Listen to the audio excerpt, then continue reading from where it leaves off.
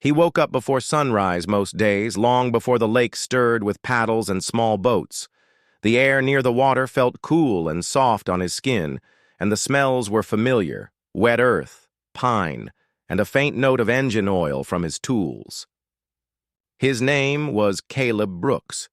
He had lived on this piece of land all his life, and he knew every curve of the shore like a map he carried in his mind. The small barn that stood beside his house was more than a building. It was a history book in wood, a place where his father had taught him how to use a wrench, how to keep a ledger, and how to care for the old dam valve that fed the resort lake. Caleb was a quiet man with steady hands. His neighbors knew him as someone who showed up when things went wrong. If a fence leaned after a storm, he straightened it. If a porch step cracked, he sanded and replaced it. He did not make a show of these things. He brought his tools, fixed what was broken, and went home. He was a black man in a town that was changing. New people came each summer to buy cottages near the lake, and with them came new rules, new tastes, and a love of tidy views that looked good in brochures. The resort lake sat like a mirror across the road from his land. On good mornings, the surface was so calm that the trees looked doubled. The lake had a story, too. Decades ago, Caleb's grandfather had helped the county set a small diversion valve in the creek. The valve turned the creek's flow toward the lake each spring, holding enough water for boats and weddings and picture-perfect sunsets.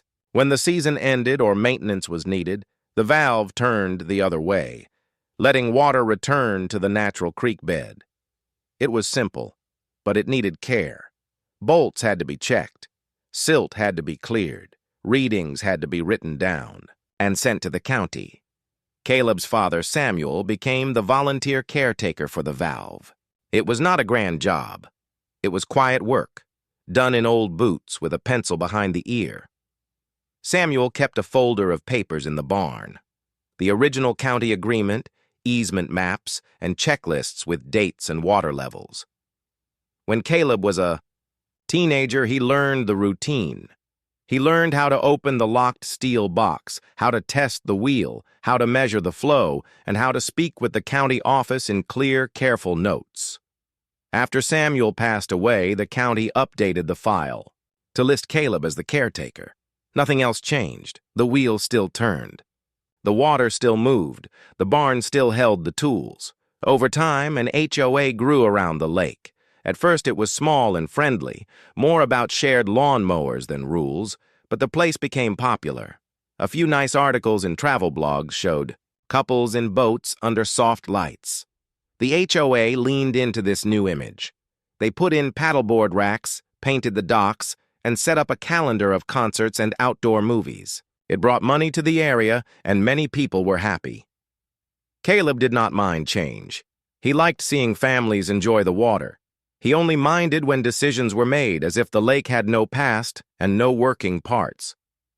The barn stood back from the road with a gravel path and a wide door that slid open on iron wheels. Inside, the air smelled of pine boards and machine grease. Hammers, clamps, and measuring tapes hung in a neat row, each with a hook and a label. A set of rubber boots waited by the door, their soles clean from the last rinse. Against the back wall, a tall shelf held a weathered binder with his father's looping handwriting on the cover. Next to it were the newer pages Caleb had added, typed notes, printed emails from the county, and copies of maps with the easement marked in a tidy orange line. A few years into the HOA's rise, a new board took over. They liked words like unified look, clean sightlines, and curated experience.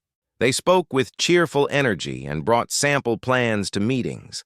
They wanted the public face of the lake to look perfect, even on cloudy days.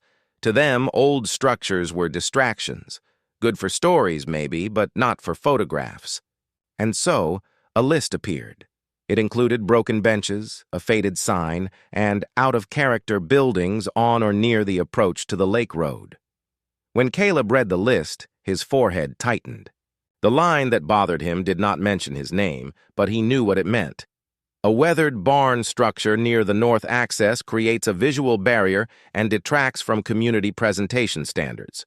He attended the next HOA meeting, in a clean shirt and boots.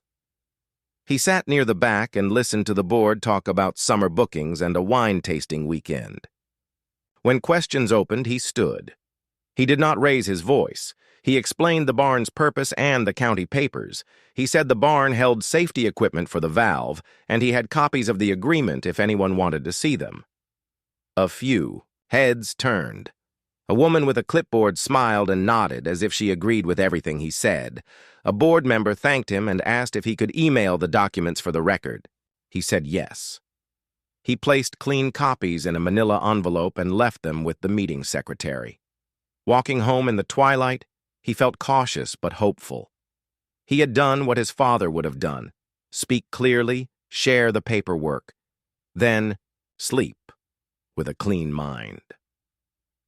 The next morning, he brewed coffee and sat at his small kitchen table. He wrote a short email to the HOA address on the agenda, attaching scans of the easement, the caretaker acknowledgement, and 2 photos of the valve. Box. He kept the tone simple. I want to ensure our records match.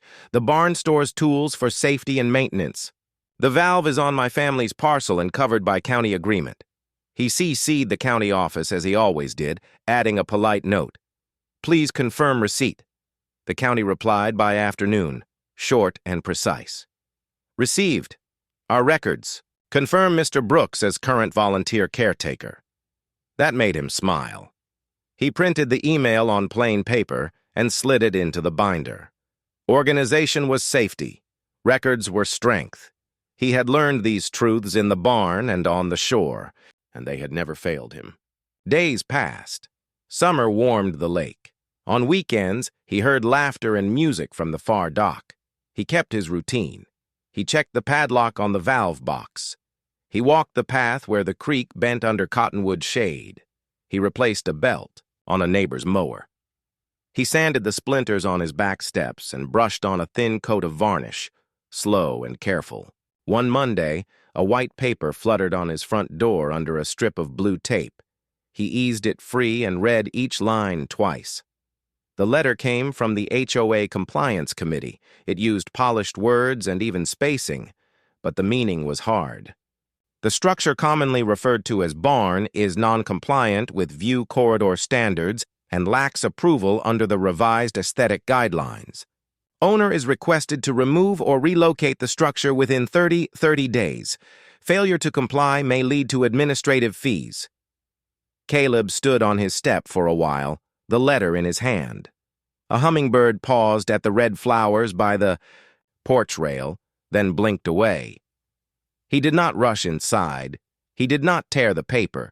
He folded it once, put it on the kitchen table, and poured a fresh cup of water. After a slow drink, he called the number at the bottom of the page. A person answered with a professional greeting. Caleb thanked them for taking the call. He explained the county agreement again, this time in fewer words. He asked the caller to open the email he had already sent, the one with the scans and the confirmation. There was a pause, then keyboard clicks. The person said they saw the attachments and would pass the information along. Caleb asked for a written acknowledgement that the barn had a function tied to public safety. The person said they would need to consult the board. When the call ended, Caleb went to the barn. He slid the door open and stepped into the cool shade. He ran his hand along the workbench, feeling small grooves where chisels had tapped and where his father's hands had rested between tasks. He opened the binder and added the HOA letter to a fresh plastic sleeve. On the next page, he slipped in a sheet with a simple title: Timeline, Barn and Valve. He wrote the date and what had happened. If more letters came, they would join the record. If meetings were needed, he would bring the binder. Later that week, he visited the county office in person. He wore a plain polo shirt and brought the binder in a tote bag. At the counter, he asked if someone could glance at his folder and confirm that everything looked complete. An older clerk, the kind who knew the files by drawer color, smiled and said she recognized his name from years back. She skimmed the documents, stamped a verification on his caretaker acknowledgement, and printed him a fresh copy of the county map with parcel lines and the easement clearly marked. "Keep this with you," she said, "and if anyone has questions, tell them to call here." On his way home, Caleb stopped by the small store for nails and a loaf of bread. The cashier asked if lake season would be busy this year, and Caleb said he thought so. The cashier mentioned a cousin's wedding booked for July with photos planned at the dock. Caleb nodded and said he hoped the weather would be kind. He did not share the letter, or the worry that settled like a small stone at the base of his ribs. Worry did not help him do careful work. Clear steps did. That evening, he walked the property line with a measuring wheel, noting where the barn stood compared to the old survey stakes. He marked his notes on a copy of the map. The barn sat well within his line, tucked back from the road, out of the county's right-of-way. He took photos at the Four Cornum. When the printer finished its soft hum, he slid the pictures into the binder and wrote the date again. The morning of the incident began like any other weekday. Caleb packed his lunch, checked that the dog bowl was full for the neighbor's friendly terrier who sometimes wandered over, and locked the barn with the easy twist he had done thousands of times. He paused a moment at the sliding door, looking over the neat rows of tools and the binder's dark spine on the back shelf. He had a habit of whispering a quiet promise to keep things in order, a habit he picked up from his father. Then he headed to the hardware store where he worked part-time, greeting regulars and helping a young couple find the right screws for a baby crib. By noon, he had cut 2 spare keys for a customer, stocked a row of drill bits, and rung up a garden hose. The day felt regular and calm, the kind of day that gives you no hint that something is shifting unseen. Near mid-afternoon, his phone buzzed, but he was helping an older man compare paint rollers, so he let the call go to voicemail. A second buzz came, and then a third. He excused himself, listened, and felt a slow chill move through his chest. The first voicemail was a neighbor saying, "There are trucks by your place." The second was from a different neighbor, short and worried. "They're taking boards off the barn." The third was only 5 words. "You should come home now." He thanked his manager, explained there was a problem at his house, and drove back at a steady, safe speed. He did not press the gas in anger. He kept 2 hands on the wheel and breathed in a pattern that helped him stay clear. When he turned onto his road, he saw a skip bin where his gravel path began. 2 work trucks idled with their hoods facing the lake. A small crew stood near a pile that, from a distance, looked like firewood. It was not firewood. It was his barn. Pages of his life turned into splinters and stacks. He parked on the shoulder and walked calmly toward the crew. The men wore bright vests and hard hats. One of them looked at a clipboard and then at Caleb. "You can't be in the work area," the man said. His voice was not angry, but it was firm, as if reading a line. Caleb kept his own voice level. "This is my property," he said. "What are you doing here?" The man pointed to a paper in a plastic sleeve on his clipboard and used words like removal order and community standards. Caleb asked to take a photo of the paper. The man allowed it. He took out his phone and photographed the paper, the trucks, and the pieces of his barn. He took photos of the padlock and the chain lying on the ground, the shelf boards with their labels torn off, the workbench cracked in 2 like a broken door. He did not touch anything. He did not step into the area where the crew had stretched. A bright tape. He stood where he had the right to stand, took careful pictures, and called the sheriff's office. He explained that a structure on his land had been removed without his consent. He gave the parcel number and said he had documents. The dispatcher said a deputy would come. While he waited, he called the county office, asked for the clerk who had stamped his copy, and spoke in slow, clear phrases. He said the HOA's crew was on his land and had taken down his barn. The clerk's voice softened, and she said she would note his call and alert her supervisor. Then he called the HOA number on the bottom of the letter and left a voicemail. "This is Caleb Brooks. Your crew is on my property removing my barn. I do not consent. The barn holds safety equipment for the dam valve. Please call me." He sent a follow-up email to the same address with the message typed out and the photos attached. The deputy arrived about 20 minutes later, lights off, calm and polite.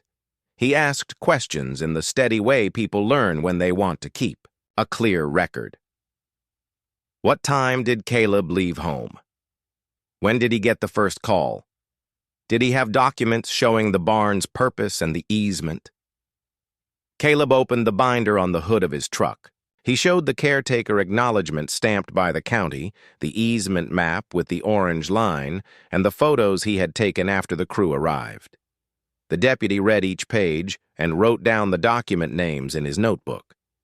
Then he walked over to the crew leader and asked to see their work order. The crew leader showed the plastic sleeve again and repeated the phrases about community standards. The deputy stepped back, looked from the clipboard to the easement map, and made a short call to his station. When he returned, he kept his tone neutral. "Mr. Brooks," he said, "I'm issuing an incident number for your report. I suggest you keep taking photos. I can't stop their work without a court order, but this report will note your claim and your documents. If you do not consent, it's important that you've said so in writing." Caleb nodded and thanked him. He asked the deputy to include in the report that the barn was on his parcel and that the county recognized his volunteer caretaker role. The deputy said he would. The crew finished by late afternoon. They did not take everything. They left a low scatter of boards, a curled piece of roofing, and a few bent nails shining like fish scales in the dirt. When the trucks pulled away, the place looked wrong, a blank space where the sliding door should have cast its long shadow. Caleb stood in the quiet and felt a deep ache, not the kind that makes a person shout, but the kind that makes a person breathe slowly so the ache does not spill out. He walked the rectangle where the barn had stood and then began his next task. He pulled on gloves and gathered anything that could rip a tire or cut a shoe. He placed sharp debris in a bin and set aside any boards he could salvage for later repairs. He found a small tin that used to hold screws, crushed flat, and saved it like a note from a friend. He took more photos with the date and timestamp turned on. He photographed the rough soil, the impressions where the posts had been, and the angle of the sun across the empty space, because records tell stories that eyes might forget. When he went inside, the house felt extra quiet without the barn's calm presence beyond the window. He made tea and sat at the table with his binder open. He slid the new photos into sleeves. He wrote the incident number at the top of a page and listed everything he remembered that had been in the barn. It was a long list: the portable pump, the safety cones, the rubber boots, the heavy gloves, the flow meter, the wrenches, the clamps, the spare seals for the valve, the silt rake, the raincoat, the first aid kit. He wrote the age of each item, if he remembered it, and he left blank lines to add receipts later. He saved copies of old invoices in a folder on his computer and printed them for the binder. He labeled the folder with a date and a simple title: Barn Contents, Replacement Value. That evening, an email arrived from the HOA. It was short and formal. It said the barn violated revised standards and that adequate notice had been given. It said the removal was done by a licensed contractor following Phase 1 beautification practices. It did not mention the county, the easement, or the valve. Caleb read it twice. Then he began a reply. He wrote that the structure was on his parcel, used for safety purposes, tied to a public water feature. He attached the stamped caretaker acknowledgement again and the easement map. He asked that the HOA provide the following: the exact authority under which the removal was ordered, copies of the vote or decision, the name of the contractor, proof of insurance, and any photographs they took before and during the removal. He used a simple sentence to close: "Please preserve all records related to this action." He CC'd the county clerk and noted the incident number from the deputy. The next morning, he called his homeowner's insurance and explained what had happened. The person on the phone said they would open a claim but asked many questions because the removal was not a storm or a fire. It was a choice made by someone else. The case might fall under different rules. They would need reports and photos. Caleb said he had both. He sent them the incident number and a link to a shared folder of images. He also asked if they could recommend a local attorney who handled property matters, not to sue anyone out of anger, but to help him understand his position with stable steps. By midday, he had a name. He called the attorney's office and spoke with an assistant. He told the story in practical terms and said he was careful with money, but needed guidance. The assistant booked a short meeting for later in the week and asked him to bring his binder. He smiled at that. He would bring the binder, and he would bring himself, steady and clear. 2 neighbors knocked at sunset. One was Mrs. Patel from the house with the lilac bushes. The other was Mr. Gomez, who ran a roofing crew in town. They brought a casserole and kind words. Mrs. Patel said she had seen the trucks and had taken a few photos from the sidewalk. She asked if he wanted them. He did, and he thanked her for thinking of it. Mr. Gomez looked at the empty space and said he could help clean up the edges and make it safe so no one tripped. Caleb accepted the help for the next afternoon. He also asked them if they were willing to write short notes about what they had seen. The time the trucks arrived, the crew's name on the doors if they saw it, the way the barn looked before the first board came off. They agreed, and he added neighbor statements to his timeline page. That night, he slept lightly, waking once to the feeling that he needed to check the valve box. He put on a jacket, walked out with a flashlight, and shone the beam across, the padlock, and the steel plate. Everything there was as it should be. The water moved with its usual soft sound. He thought of all the weekends ahead with boats and music and wedding photos. He thought of the way people smiled. 2 days after the demolition, the reply from the HOA arrived with a new tone. It was polite, but it asked for things he had already given: proof of ownership, proof of the barn's purpose, proof that the valve even existed on his land. Caleb did not argue in his head. He opened the binder, scanned the stamped pages again, and sent them back with a short sentence at the top. Please confirm receipt. He added a new page to his timeline labeled Duplicate Requests and listed every time he had shared the same documents. It kept him calm to treat each message like a step in a plan. He knew people could say many things. Paper and time would show what was true. His insurance adjuster called to say the case was unusual and might take a while. The adjuster spoke kindly, but the message was clear. This would not be quick. Caleb thanked him and asked for a list of what would help. The adjuster suggested updated photos, neighbor statements, and any letters from the county. Caleb already had those and promised to keep the folder current. The weekend came with warm air and a glittering lake. Families carried coolers across the grass. Paddleboards scraped softly on the shore. From his porch, Caleb could hear small cheers when someone stood up on a board for the first time. He loved that sound. It felt like the lake was teaching balance. He wanted the lake to be safe in the same simple way. Steady, honest, never pushed. Beyond what was wise. That night, he flipped through his father's old checklists and saw the note Samuel had circled years ago. Annual inspection before peak season. Shut diversion, test wheel, check seals, clear silt. Caleb put his finger on that line and made his plan. On Monday morning, he drafted a clear notice. He wrote it in simple language so anyone could understand.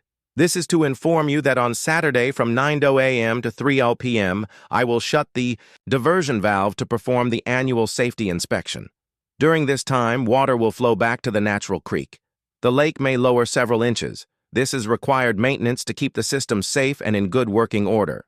He added his full name, the parcel number, the incident number from the deputy, and the county's caretaker acknowledgement. He sent the notice by email to the HOA and the county. He also printed copies and posted them on a small bulletin board. He kept by his driveway and on the footpath near the valve box where joggers sometimes passed. The county water supervisor replied the same day and thanked him for the clear notice. She said a field technician could stop by around noon to sign his inspection sheet. Caleb appreciated the oversight. It made everything clean and shared. The HOA did not respond that day. The next morning, however, a message arrived asking whether the inspection could be delayed to avoid conflict with a planned group activity at the dock. Caleb read the request twice and then answered with care. "I understand your schedule. The inspection is about safety. It is set for Saturday between 9 and 3, and the window was chosen to meet the county's needs before peak use. I will follow the posted schedule." He spent the next few days preparing. He picked up the county's loaner cones and a fresh caution sign from the supervisor's office. He visited the small county shed and signed for a temporary flow meter since his own had been in the barn. He added a new sheet to his inspection checklist to show which items were borrowed and from whom. Mr. Gomez stopped by to help set the cones along the path. Mrs. Patel promised to keep an eye out and call him if anyone removed the notice. Caleb thanked them both and made sure they knew the schedule. The HOA sent another message late Friday afternoon. It used pleasant words but carried a push. It said they preferred no change in lake level during their busy hours. It also asked again for updated proof of function for the valve. Caleb replied with calm firmness. "Please see attached documents. The function is established and ongoing. The inspection notice has been posted. I will proceed per the schedule." He CC'd the county, adding, "Field technician expected at noon." Saturday arrived with a blue sky and early heat. Caleb woke before sunrise, ate toast, and packed. A canvas bag, gloves, clipboard, borrowed flow meter, spare seals, rag, pencil, and a bottle of water. He wore the county's loaner safety vest so anyone could see he was there for work, not for show. Before 9 a.m., he walked the path to the valve box and checked the lock.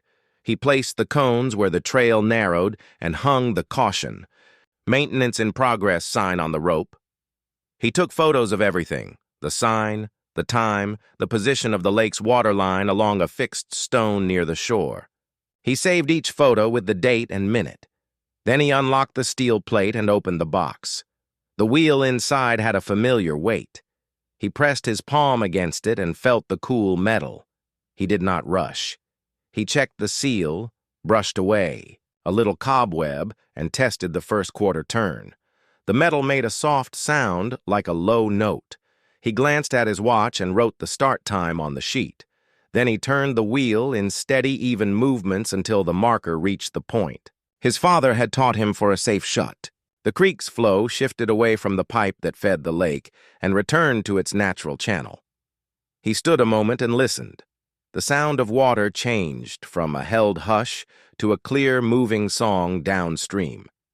Within an hour, he noticed a small change along the shore. The lake pulled back from the stone he had marked that morning by the width of a finger, then two. A couple steering a paddle boat closer to the dock glanced at the muddy line and pointed as if asking a quiet question. Caleb kept his focus. He removed the top plate, checked the gasket, and wiped grit from the seat with gentle strokes, the way his father showed him. He tested the borrowed flow meter on the upstream side and wrote the numbers in neat, easy script. At noon, the county field technician arrived, a young man with a sun hat and a careful smile. "Mr. Brooks?" he asked. "I'm here to witness the inspection." Caleb nodded, shook his hand, and showed him the checklist. They worked together in the simple rhythm of people who care about the same task. The technician read gauges aloud while Caleb wrote the numbers. They checked the seals and spoke about small improvements that might help keep silt from building near the seat. The technician took his own photos and signed the bottom of Caleb's sheet. "Thank you for being so organized," he said. "This helps everyone." Caleb felt a small ease in his chest and thanked him back. Around 1 o'clock, the dock scene shifted. A group in matching shirts arrived for a team-building event. They set up a small speaker and a row of folding chairs. Someone noticed the lower water line and walked to the rope where Caleb had posted the sign. The person read it, then looked toward the valve area. Caleb kept working with the technician until the last item on the list was checked. The person in the matching shirt raised a hand in a friendly way and asked if the lake would be back to normal soon. Caleb answered with kindness. "I will reopen the valve by 3 as posted. It will take a while for the level to rise. Thank you for understanding." By early afternoon, a few phones came out. People took pictures of the muddy shelf now showing near the reeds. Someone posted a video clip with a caption that said, "Where did the water go?" Caleb did not read anything in that moment. He stayed with the work. He walked the line once more, checked that all tools were accounted for, and tightened the bolts to the proper snugness. He replaced the top plate and closed the steel box. Then he looked at his watch. It was 2:45 p.m. He waited the last 15 minutes, as he had promised, and at exactly 3:00 p.m., he turned the wheel back in slow, even motions. The water resumed its quiet push into the lake. Not 5 minutes later, his phone vibrated. A number he recognized from the HOA popped up. He stepped aside to a quiet spot and answered.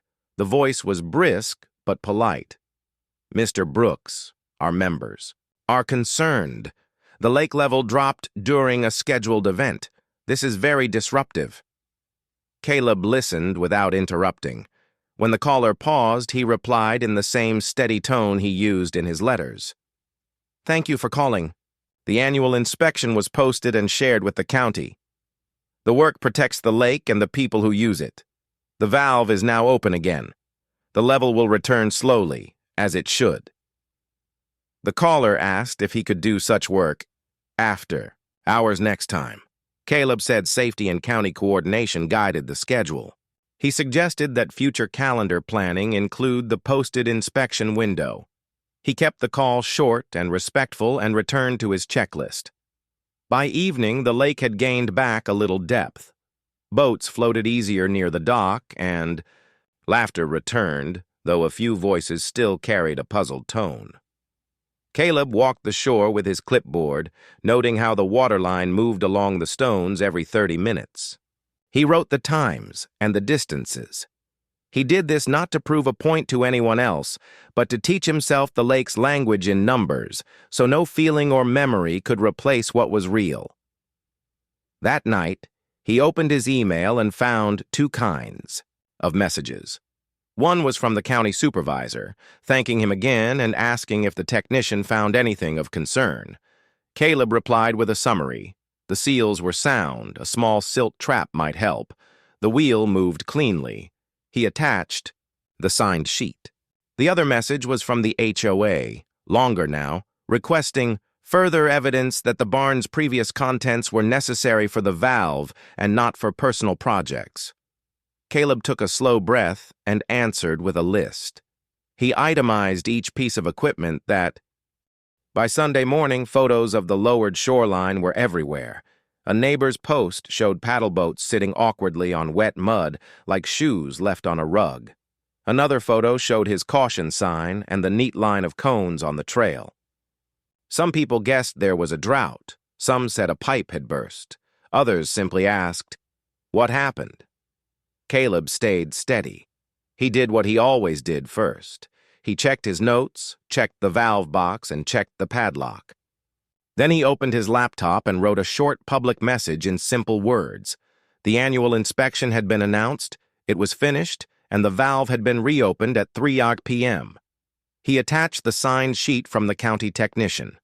He ended with, "Safety first. Thank you for understanding." By noon, a new voice joined the online thread.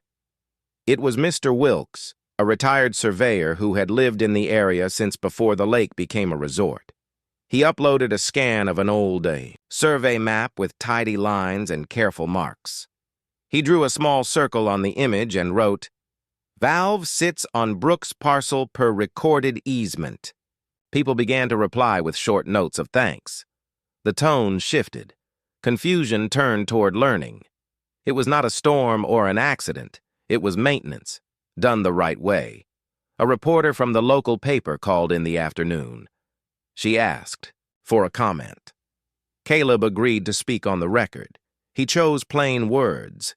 He said he had posted the notice. He said the county had confirmed his role. He said the inspection protected families, boats, and the shoreline itself. He did not talk about anger. He talked about process. When she asked about the barn, he answered in the same even way. He said it had been removed without his consent, and that he had shared documents showing its purpose. He said he was working with the county and his neighbors toward a good solution. The reporter thanked him for his calm. She said she would reach out to the HOA for their view. That evening, the HOA board held an emergency meeting in their clubhouse. Some members wanted to send a firm letter. Others urged patience, saying the county was now watching. A board member named Laurel, who had a background in events, said the lake's image mattered, but safety mattered more.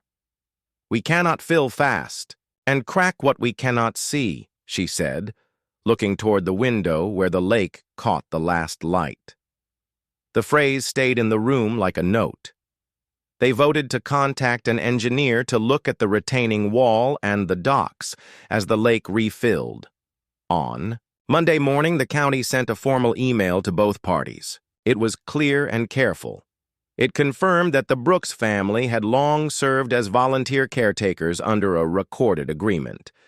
It confirmed that the valve was on the Brooks parcel and that the caretaker had authority to access and maintain it with reasonable notice to affected parties. It also noted that any change to structures on private parcels required proper legal steps. The email did not accuse anyone. It placed facts on the table, the way a level sits on wood and shows. True. The engineer arrived that afternoon with a small team and a clipboard. Caleb met them by the shore. He wore his safety vest and brought his notes. The engineer introduced herself as Dana Park. She spoke like someone who had spent long days by water and concrete. Her tone was warm and focused. "I saw the photos," she said. "Good timing on the inspection. May I see the valve box?" Caleb led her along the path. He showed the wheel, the gauge, and the record of turns he had made. She asked a few questions about flow and silt. He answered with numbers and dates, not opinions. They walked the edge of the lake where the level had been lowest.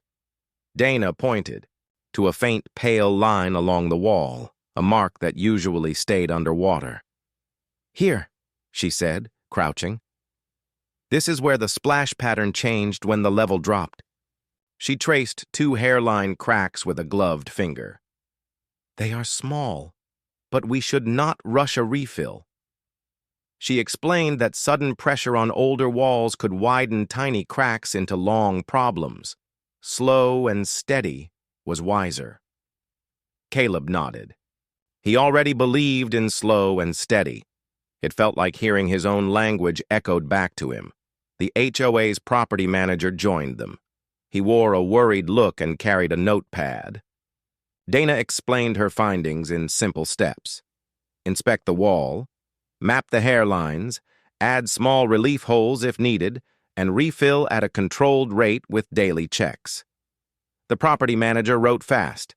Then he looked at Caleb. "We will need your cooperation," he said, softer than before. "We want to do this right." Caleb answered in the same steady tone he had used for weeks. "I will coordinate with the county and follow the schedule you and the engineer set for safety. We will keep the records clear." By evening, the HOA sent a new email with different language. It proposed a meeting on Wednesday with a county representative present. The agenda included 3 items: the valve coordination plan, the condition of the wall and docks, and discussion of the barn and next steps. Caleb accepted. He suggested the meeting take place outdoors by the lake so everyone could look at the same things together. The county agreed and assigned the supervisor who had signed his caretaker acknowledgement. Wednesday felt like a town day from long ago. People moved slowly. The sun was bright but kind. Chairs were set in a loose circle on the grass by the shore. Laurel from the HOA arrived with a folder and a bottle of water. The property manager brought copies of Dana's initial notes. Dana arrived with her clipboard and a small rolling case. The county supervisor greeted everyone and set a calm tone. One person speaks at a time, all documents shared, simple words, preferred. Caleb spoke first. He placed his binder on a small folding table and opened to the timeline. He pointed to the inspection notice, the signed sheet, and the photos. He did not linger. He simply showed the chain of care. Then Dana explained. The wall in clear images, a sketch of the shore, small marks where the hairlines were, and a slow refill plan. She suggested daily logs of lake level changes, posted on a board near the dock for anyone to see. She said transparency would reduce worry. Then came the part that made everyone straighten in their seats. The county supervisor read from the agreement. File. The caretaker role was recognized and ongoing. The valve sat on the Brooks parcel under an easement. The barn used for safety equipment had been removed without a court order or a county process. The supervisor looked up and said, "This must be addressed in a respectful, constructive way." Laurel nodded. She spoke with care. She said the HOA had been acting under a beautification plan without understanding all the functions around the lake. She admitted their process had gaps. She apologized for the harm and the stress. Her words were simple, and they mattered. She proposed 3 steps. First, the HOA would fund the replacement of all safety equipment lost. Second, they would finance a new storage structure on Caleb's parcel at the same footprint as the barn, built to current code with durable materials in a style he chose within reason. Third, they would adopt a policy that no structure would be touched without clear proof of authority and, if needed, a court order. Caleb listened. He did not hurry to answer. He looked down at the binder, then at the lake. He spoke in the same, even voice he had used from the first phone call. He said the offer was a good beginning. He asked for a written apology for the record, addressed to him and copied to the county. He asked for the barn to be rebuilt with weather-resistant wood and a simple metal roof, with a sliding door on iron wheels like before, because that design had worked through storms and summers. He asked that the HOA purchase a temporary storage container for his safety gear at once so he could continue his duties without gaps. He asked for a shared calendar for lake maintenance, posted publicly and synced with his schedule and the county's. He also asked for one more thing, a backup. Caretaker from the community trained to assist him, so knowledge would not sit with one person alone. Dana added a suggestion that made heads nod. She proposed a small sign near the dock explaining the valve and the maintenance cycle in friendly language with a QR code to the calendar and the latest inspection log. "When people can see the system," she said, "they worry less and help more." The county supervisor liked the idea and said the county would provide simple language and a review. The HOA agreed to the requests in principle. The property manager asked for a week to put numbers on costs and dates on a plan. The county supervisor set gentle deadlines, a written apology within 3 days, a purchase order for the temporary storage within 5, and a design draft for the new barn within 10. She also said the county would open an escrow account for the rebuild funds so that the money sat in a safe place and work could begin without delay once permits were ready. They stood and walked the shore together. Caleb showed where the barn had stood. He pointed out the gravel path he would like to keep, the way the door had opened to the breeze, and the spot where his father had once hung a small lantern on summer nights. He did not tell the story for pity. He told it because places remember, care, and people do too. The next days moved with a new rhythm. The HOA bought a clean, weatherproof storage box and had it delivered to the edge of Caleb's lot. He signed for it and stacked inside the cones, the borrowed flow meter, and a fresh first aid kit the HOA had purchased that morning. He labeled the shelves and photographed the layout as he always did. Dana's team drilled tiny relief holes in one section of the wall and added a gentle brace. Caleb logged the lake level at set hours. The week after the turning point began with small, steady steps. The HOA sent the written apology on time. The county opened the escrow account for the rebuild funds. The property manager emailed a simple schedule with dates and contact names. Nothing was shiny, nothing was loud. But each line on that schedule felt like a plank placed across a gap, strong enough to hold the weight of many feet. On Monday afternoon, a local builder visited Caleb's lot with a tape measure and a sketch pad. He listened more than he talked. He walked the rectangle where the barn had stood and studied the gravel path. He asked about the sliding door and how it used to roll. He asked where the workbench had been and which wall held the shelves. Caleb pointed to the corners and described small details that mattered. The way morning light came from the east, the small overhang that kept rain off the door, the hook where his father had hung a lantern. The builder nodded and drew simple lines. "We can honor this," he said. "We can make it strong for many years." The engineer, Dana Park, came by to check the lake wall again. She ran a pencil along the hairline marks she had mapped and smiled at the steady refill numbers posted on the white board near the dock. "This is good," she said, tapping the board.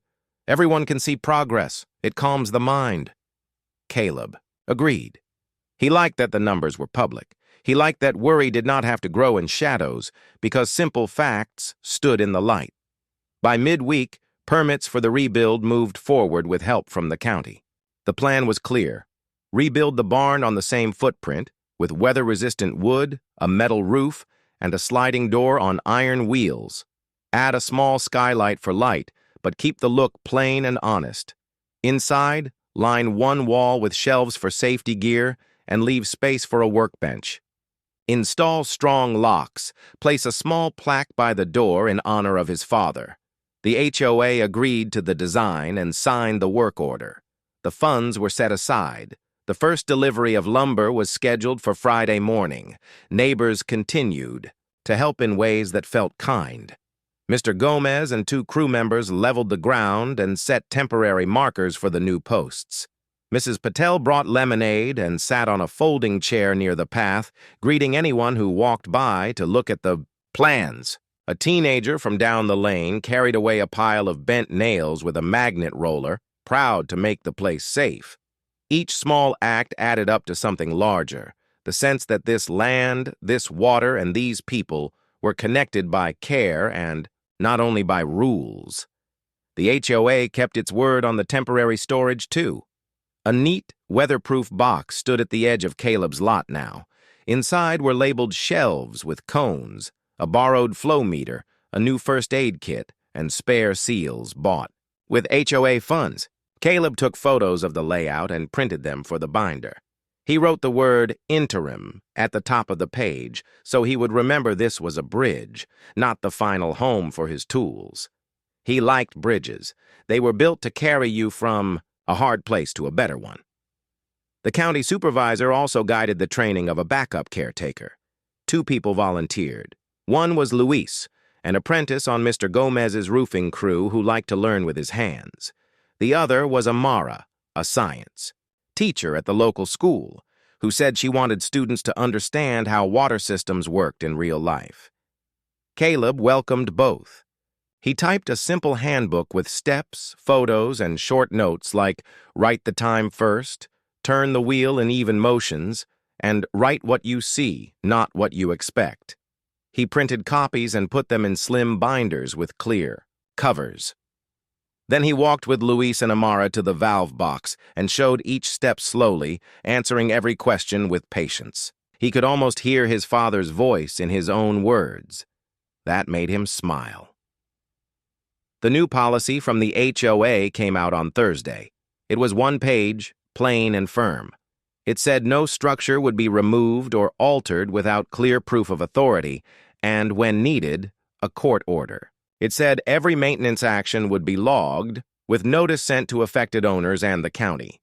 It said a shared calendar would be posted online and at the dock for all to see. It also named a contact tree for emergencies with numbers for the HOA, the property manager, the county, and the caretaker.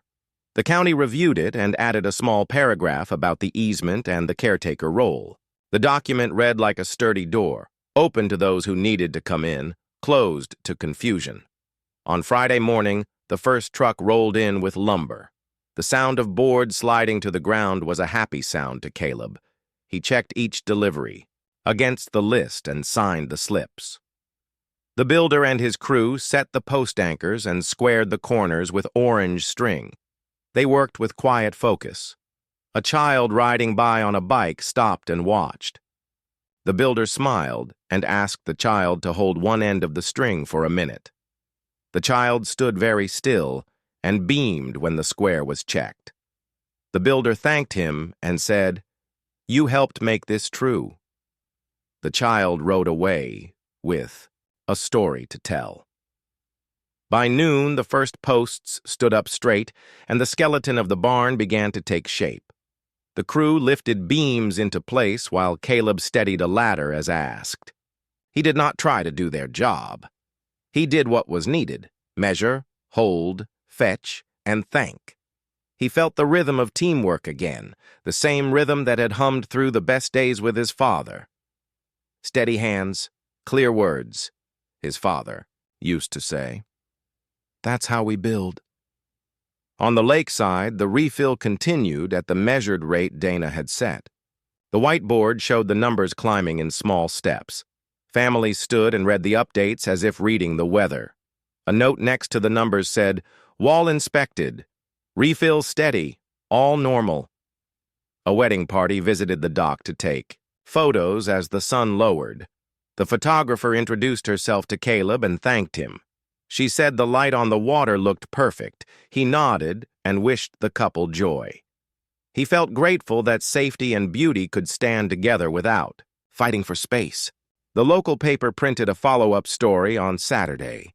The headline was simple and kind.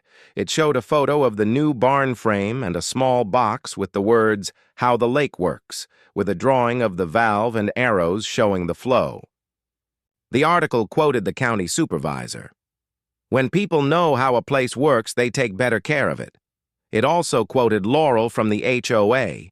"We learned important lessons about process, respect, and the value of steady neighbors." It ended with a short line about the plaque planned for the barn. People clipped the story and put it on their fridges. Some brought copies to the dock and pointed to the drawing for their kids.